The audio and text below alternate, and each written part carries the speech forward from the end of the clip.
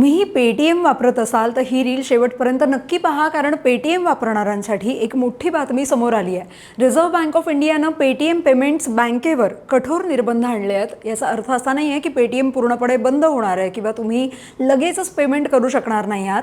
ज्या ग्राहकांच्या खात्यात किंवा वॉलेटमध्ये आधीच रक्कम शिल्लक आहे त्यांना ती काढण्यावर किंवा वापरण्यावर अजून कोणतेही निर्बंध नाही आहेत.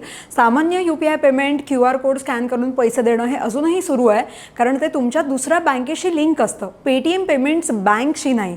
पण काही गोष्टींवर मात्र याचा परिणाम होऊ शकतो, जसं की पेटीएम वॉलेटमध्ये पैसे ॲड करणं, पेटीएम बँक अकाउंट वापरणं. तुमचं वॉलेट किंवा फास्टॅग थेट पेटीएम पेमेंट्स बँकेशी जोडलं असेल तर ते दुसऱ्या बँकेकडे आता मायग्रेट करावं लागणार आहे, कारण पेटीएम बँकेचं कामकाज आणि व्यवस्थापन हे ठेवीदारांच्या हितासाठी नुकसानकारक असल्याचं RBIला आढळून आलंय. यापूर्वी झालेल्या तपासात एकाच पॅन कार्डवर हजारो खाती उघडणं आणि KYC प्रक्रियेत गंभीर त्रुटी समोर आल्यामुळे आणि मनी लॉन्ड्रिंगची शंकाही बळवल्यानं हा निर्णय घेण्यात आल्याचं सध्या म्हटलं जात आहे. पण यात महत्त्वाचं म्हणजे सध्या तुमचे जे पैसे आहेत ते सुरक्षित आहेत.